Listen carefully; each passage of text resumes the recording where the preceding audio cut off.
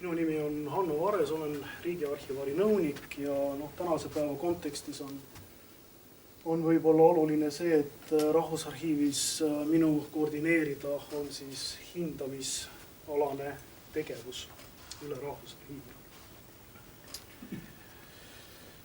Natukene sellest tänase päeva eesmärgist ka, et selle taust on tegelikult üks hindamisotsus, mis valmis oktoobri lõpus 2017 ja kus me selgitasime välja siis kõige lihtsamalt öeldes siis arhiiviväärtuslikku osa riigi infosüsteemi haldussüsteemist. Siis me tegelesime just selle sama oma ülesandega, mida Toivo siin põgusalt mainis ja meile pilk oli suunatud siis Rihasse. Ja see tulemus nüüd, see hindamisotsus ja kõik need lisad, ma arvan, et vähemalt osa teist on seda otsust sirvinud ka ja neid lisasid. Et see oli kooskõlastusringil ja arvamusi tuli päris ohtralt tagasi ja ettepanekuid. Ja otsustasime, et tegelikult see on selline teema, mis võiks olla huvitav, et kutsuda need osapooled siis kokku siia tänasele üritusele. Ja tegelikult niimoodi kollektiivselt siis, kollektiivses vormis anda need vastused nendele küsimustele, mis siis nii volitatud kui vastutavate kui volitatud töötajate poolt tulid seoses selle konkreetse hindamisotsusega, mis sõelus välja siis arhiiviväärtuslikud andmekogud Rihast. Kõik see järgnev, mis nüüd tuleb, on tegelikult sellises enam-vähem minu jaoks loogilises, aga võib-olla kellegi jaoks natukene ebaloogilises järjestuses nagu katse anda vastuseid nendele küsimustele tegelikult, mis teie poolt siis tuli.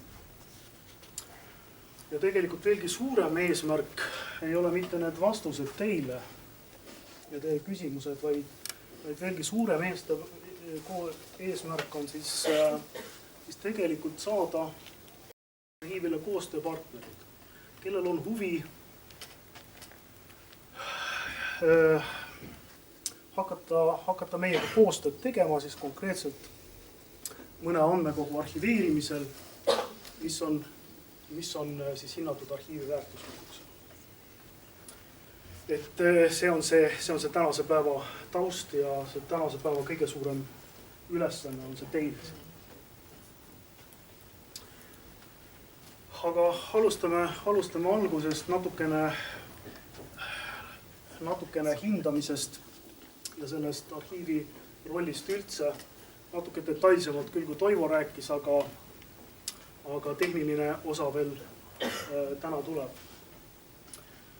Et see, mida me tegime, miks me seda teeme, see oli küsimus, mis meil tegelikult ei ole suunatud teile siin vastamiseks, et tegelikult see küsimus oli kogu aeg meil ka, miks me seda teeme, miks me otsime andmekogusid taga, millel võiks olla mingisugune väärtus, kas teha seda nüüd või me oleme hiljaks jäänud või hakkame tulevikus tegelema andmearheoloogiaga või teeme seda alles 10 aasta pärast. Sellised küsimused olid meil tegelikult kogu aeg mõttes. Kõige lihtsam vastus on see, et me oleme seda kogu aeg teinud. Lihtsalt see viis, kuidas tänapäeval riik ennast dokumenteerib, riigi tegevused saavad tõendatud ja dokumenteeritud, see lihtsalt erineb sellest traditsioonilisest paberimaailmast, aga ka digimaailmast, sellest PDF-i tähenduses. Seda võrd, et see on meie ülesanne. Me oleme seda kogu aeg teinud, hinnanud tegelikult nagu kaasaegsete põhimõtete alusel juba üks 15 aastat, tegelikult nii palju kui Rahvusarhiiv on eksisteerinud. Kuidas me näeme seda, mis me teeme? See esimene lause on tegelikult meie missiooni lause Rahvusarhiivis, mis tähendab seda, et me oleme klassikaline mäluasutus. Klassikaline mäluasutus, aga oma arhiivinduslike kiiksudega. Ja need arhiivinduslikud kiiksud on siis tõesti arhiiviseaduses ja selles õigusruumis ära fikseeritud ka, aga klassikaline mäluasutus me oleme, mis tähendab seda, et me tegeleme kultuuripärandiga. Ja nüüd süvenemata sellest, kui täpne on dokumendi definitsioon arhiiviseaduses või mitte ja kas ta igal pool töötab ja kõigile töötab, siis võib kohe siin kohal ära öelda, et andmekogudes olev teave on meie jaoks arhiiviväärtusega teave, kui ta on arhiiviväärtuslikuks siis hinnatud. Meie jaoks selles mõttes ei ole vahet, kas see teave on andmekogudes PDF kujul, digitaalselt, Wordi kujul, paberkujul või andmekogus, kui ta on arhiiviväärtuslik, kui ta dokumenteerib olulisi aspekte ühiskonnas ja valdkondi, siis see on meie jaoks oluline ja me tegeleme sellega ja plaanime tegeleda. Andmekogude puhul muidugi on see tehniline aspekt on siin absoluutselt teistsugune. Kui me seda ei teeks, siis tõenäoliselt meie hinnangul tekiksid suured augud sellesse dokumentatsiooni, mille kogumiseks me oleme loodud.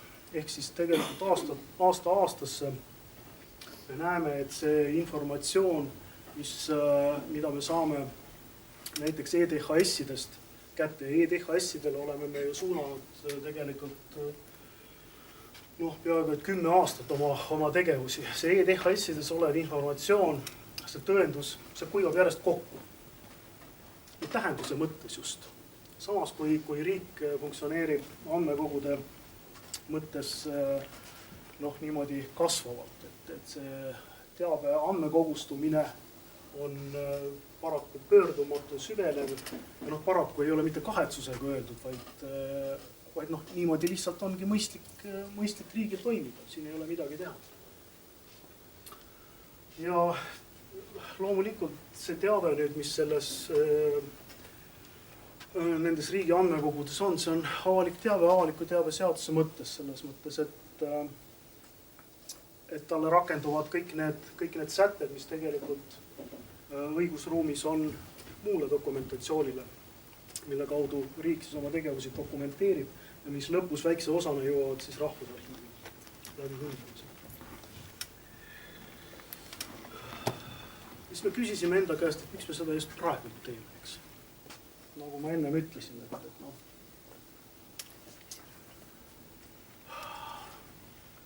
nagu ma ütlesin, EDHS-id me suudame, me teame, kuidas sealt infot kätte saada. Kas me nüüd suudame seda alati lõpuni kätte saada, see on omaette küsimus. Aga need valdkonnad, mida sealt dokumenteeritakse, ei ole päris need. Teisest küljest meie e-riik on juba 20 aastat vanad, ilmselt vanemad andmekogud, infosüsteemid, äkki on veel vanemad kui see 20 aastat. Ja sellega seoses on muidugi see risk, et kui me ütleme, et midagi on, kui meil on selline segadus, et nende väärtuste osas, mis on arhiiviväärtuslik, mis ei ole, mis on midagi vahepealset, et see risk siis olulise teabe hävimisel on seda suurem ja see ei ole ka tegelikult mingisugune uudiseks. Et sellest digiteabe hävimise riskist on ju räägitud mitukümmend aastat ja kõik te olete sellega kursis, aga kui nüüd suunata selline arhiivinduslik pilk just andmekogudele, siis on see lihtsalt uus koht, kuhu me vaatame. Ja loomulikult ressursi pärast, et andmekogudega me oleme tegelenud ka juba pikki aastaid, olles RIHAS üheks partneriks kooskõlastuse tasandil, püüdes otsida sealt nagu rahvusarhiivile õiget rolli, kuidas me peaksime seda sisu vaatama. Aga me oleme selles mõttes nagu see pilk on hästi killustunud, et me ei ole siiamaani teadnud, kuhu täpselt vaadata. Et nüüd eelmise aasta seisuga see pilt nagu meie jaoks selgines. Ehk siis me saame oluliselt paremini seda ressurssi vaadata, kuhu me pilgu suuname. Need andmekogud, mis on arhiivi väärtusega, on meil teada. Ja loomulikult see annab parema võimaluse siis kas või teid siia kokku kutsuda, sest teie olete valdavalt just nende samade arhiiviväärtuslike andmekogude haldajad, vastutavad volitatud töötajad. Ja loomulikult võib öelda, et okei, et riigil on siis või siis konkreetselt asutusel on siis parem pilt sellest, et missugused andmekogud siis on nagu olulisemad oma teabe ja tähtsuse mõttes ja missugused ei ole. Ja praktiline vajadus on see, et kui toimub mis tahes liigutamine nende andmetega seal arhiiviväärtusliku andmekogu infosüsteemi sees, et see aspekt lihtsalt, et need on andmed, mis on arhiiviväärtuslikud, et see fakt oleks lihtsalt teada. See puudutab ka igasuguseid hävitamisi ja hävitamise kavandamisi ja nii edasi. Seda saaks arvestada ka igasugustel tulevastel arendustel ja platvormi vahetustel, mis iganes muus tähenduses. Ja meie saame siis koostöös teid antud osas siis nõustada selles osas, mida nende väärtuslike andmetega siis võib teha ja mida ei või. Mõned asjad te näete korduvalt siin slaidide peal, see on taotluslik. See on taotluslikult tehtud, aga ma ei pea igat seda kordust muidugi kommenteerima. Kuidas arhiiviväärtusega andmekogu vaadata? Need arhiiviväärtusega andmekogud, jah, nagu ma ütlesin, juba osa rahvuslikust kultuuripärandist, see on see arhivaali terminoloogia, termin arhiiviseaduses. Kindlasti meie juures hakatakse neid kasutama absoluutselt teistel eesmärkidel kui need, mille jaoks nad on loodud. Niimoodi on tegelikult kogu aeg olnud. Niimoodi on olnud ka selle dokumentatsiooniga reeglina, mis meil on, mis tahes teabekandja. See tähendab seda, et kui tervise infosüsteemi nagu mõte on inimestele osutada neid võimalikult häid teenuseid, et nad tervenevad ja ravitud ja kindlustatud oleks, siis taolise infosüsteemi nagu sattumisel rahvusarhiivi,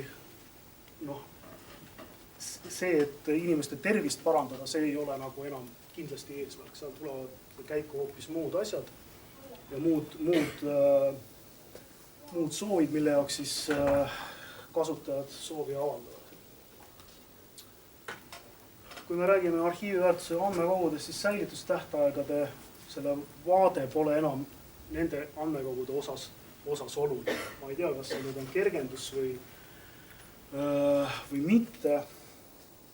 Aga kui midagi on arhiivväärtusega, siis ta antakse üle rahvusarhiivi ja ongi kõik, seal ei ole vaja enam mõelda selle üle, et missugused on need andmete komplektide säilitustähtajad. Muidugi jah, siin tuleb vaadata isikuandmeid, eks, millele on ja ilmselt tulevad nõuded siis hävitamise osas. See hävitamine on see probleem. Kuidas seda teha? Igatahes praegune sõnum on see, et kui andmekogu on arhiiviväärtuslik, ehk selles meie hindamisotsuses mainitud, eks, siis, ja kui asutusel tekib nagu praktiline vajadus mingi osa andmeid sealt ära hävitada, ma ei tea, kas andmekogu on liiga täis või jõudlus väheneb või need peab ära hävitama, siis enne seda, kui seda tegema hakata, siis tuleb jällegi meeles pidada, et see on see osake kultuuripärandist, kontakteerume rahvusarhiiviga, teeme koostööd. Muidu ei ole see tegevus legaalne.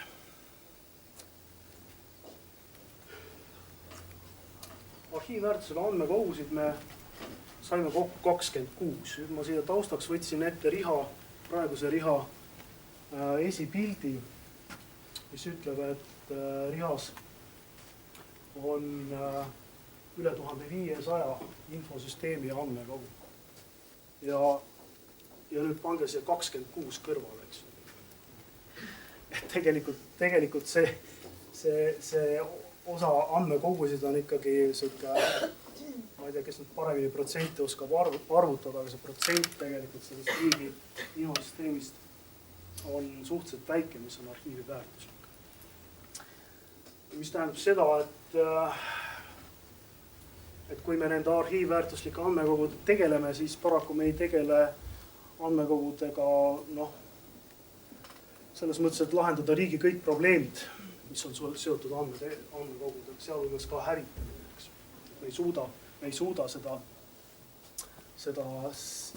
ja sealhulgas ka säilitustähtajad ja muud sellised teemad, mis on andmekogudega seotud ja isikuandmetega ja andmekaitsega. Et kõigega sellega me tegeleda ei suuda, küll aga heal meelel nende 26 andmekogu. Mida see otsus siis tegelikult üldises mõttes asutusele tähendab? Nüüd see, et andmeid ei või kustutada, suuri punti, ei tähenda seda üldse, et seal nagu arhiivi vaates ei tohi teha selliseid igapäevaseid toiminguid. Andmekogud on meil ju dünaamilised, eks. See dünaamika ja see asutus koos oma andmekoguga ja need teenused peavad jääma toimima täpselt niimoodi, nagu nad on toiminud, siia me sekkuda kuidagi ei taha. Kui andmeväljadel parandatakse mingisuguseid andmeid, see on täiesti okei. Andmekogud, infosüsteemid peavad jääma täpselt sellisesse töösse, nagu nad on mõeldud töötama. Ja veel kord, me ei taha siia kuidagi sekkuda. Andmete õigsuse poolest ei ole meil pretensioone. Kui me arhiveerime need andmed, siis nad jäävad sellisesse seisu selle hetkega, nagu me nad arhiveerisime ja me eeldame, et need andmed on õiged arhiivi mõttes. Et niimoodi on asutus ja need andmekogu haldajad toiminud ja need andmed on selles mõttes õiged ja arhiivi jaoks kõlbunud. See arhiveerimine näeb praeguses vaates välja niimoodi, et me teeme andmekogudes sellised ajalised tõmbised.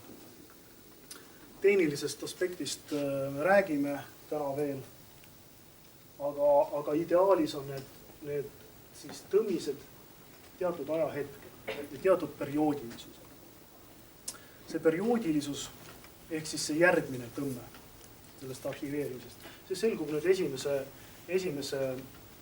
arhiveerimise või esimese üleandmise käigus.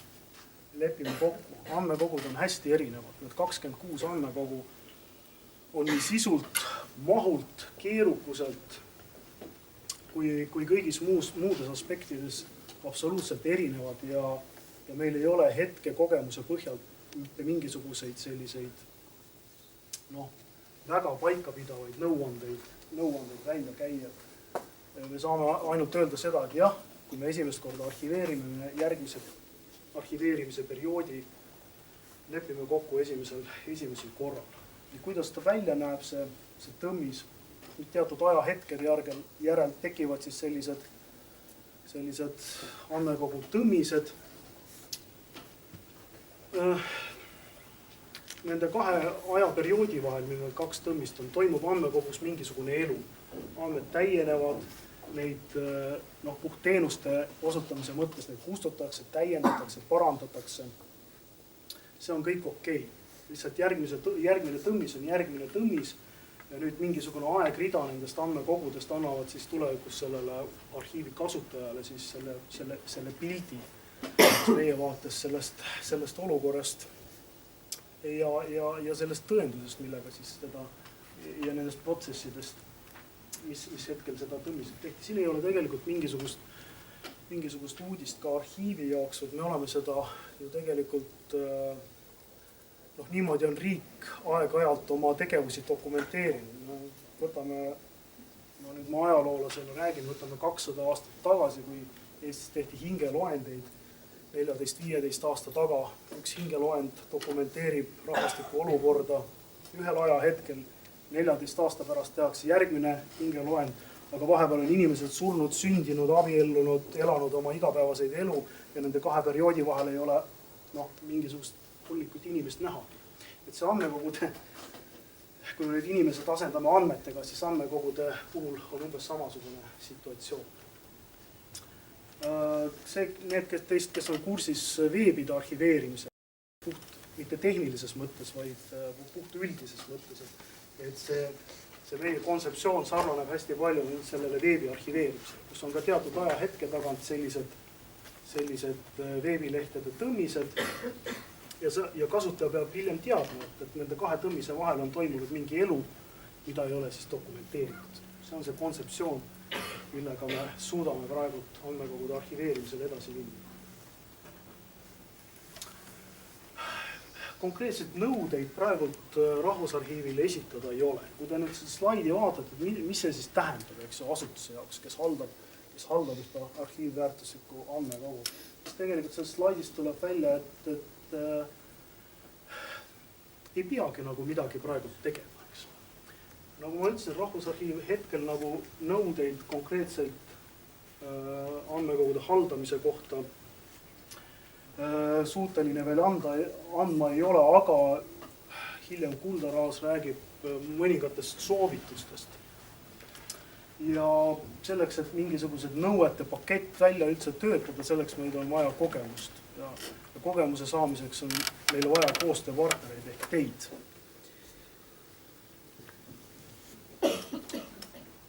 Ja mis puudutab see tehnilist tarkvara, siis etteruttavalt olgu öeldud, et see tehniline tarkvara ja tarkvarad tegelikult on meil olemas ja testitud. Lihtsalt tarkvara üksi ei tee midagi, et me peame nagu arhiveerimise mõttes sinna sellise mõistliku ja lihtsa protsessi taha ehitama ja selleks on meil jällegi vaja teie abi ja teie nõusolek. Me suudame praegult esialgsetel hinnatel vastu võtta 5-6 andmekogu aastas. Ja kõik, mille me hetkel loodame, on siis teiepoolne koostöötahe. Vähemalt alguses. Me väga loodame saada kogemusi, seda ma olen juba umbes 6 korda öelnud ja ilmselt täna ütlen veel mitu korda. Aga samas tuleb aru saada ka, et selline asi nagu üleandmiskohustus on ka olemas ja see tuleb arhiiviseadusest. Et kui me ühel hetkel näeme, et need jutud ei ole nagu vilja kandnud, et siis me tuleme lihtsalt ja koputame teie uksele. See saab toimuma siis lähitulevikus. Nii et meil on selles mõttes nagu mingisugune legaalne piir ka ees. Ja keskendume neile andmekogudele siis terviklikult, isegi siis, kui need on täis alamregistreid ja mõni alamregister ei ole neist arhiivi väärtuslik tõenäoliselt. Meie poliitika näeb ette, et andmekogu tervikuna on see, mida me arhiveerime, kõik täpsustused selguvad üleandmise käigus, sealhulgas ka see, et kas me sealt midagi eemaldada või mitte. Mis puudutab kasutamisest, siis umbes nendest 26-st umbes 2/3 on täis isikuandmeid, delikaatseid isikuandmeid paljudel juhtudel. Aga siin olgu ära öeldud, et kui midagi tuleb Rahvusarhiivi, ei tähenda, et see oleks kohe absoluutselt avalik. Rahvusarhiiv on taoliselt teabega tegelenud kogu aeg ja viimased 15 aastat nii palju, kui on andmekaitse nagu põhimõtted meil eksisteerinud. Me oleme kogu aeg tegutsenud kooskõlas nende andmekaitse reeglitega ja siiamaani me oleme olnud selles mõttes edukad. Meil on kuskil 400-500 sellist juhtumit aastas, kus me peame kaalutlema juurdepääsu õigus, sellepärast et inimesel nagu niisama ei ole lihtsalt sinna võimalik juurde pääseda ja see tähendab seda, et selline kaalutlemine isikuandmete andmekaitse teemadel, see on nagu igapäevane tegevus rahvusarhiivil. Selles mõttes ei maksa karta, et andmekogud on täis isikuandmeid, sealhulgas ka väga delikaatseid isikuandmeid, et rahvusarhiiv sellega kuidagi toime ei tule, et me praeguse info vahel võib kõik kinnitada, et me oleme sellega siiamaani toime tulnud, et oleme ka taolisel hetkel, kui need andmekogud meil. Andmekogud jäävad offline'i ehk siis meie avalike võrkudesse nad mõistagi ei satu. Ma mõtlen siin meie virtuaalset uurimissaali ja saagasid, kes on kursis.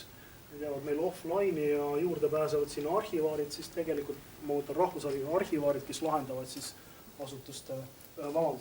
inimeste juurdepääsu soove ja kaalutlevad vastavalt sellele, mis andmetega on tegu ja kes juurde tahab saada.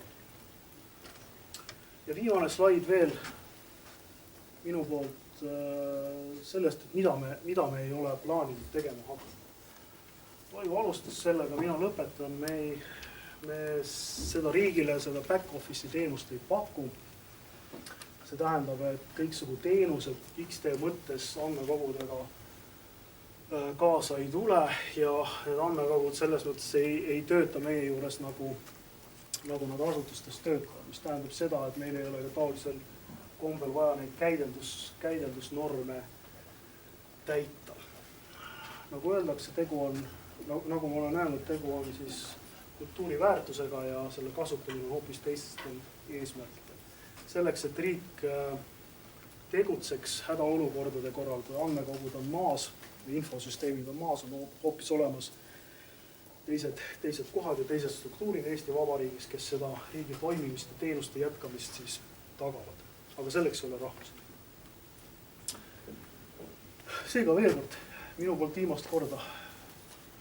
Palun kontakteeruge meiega.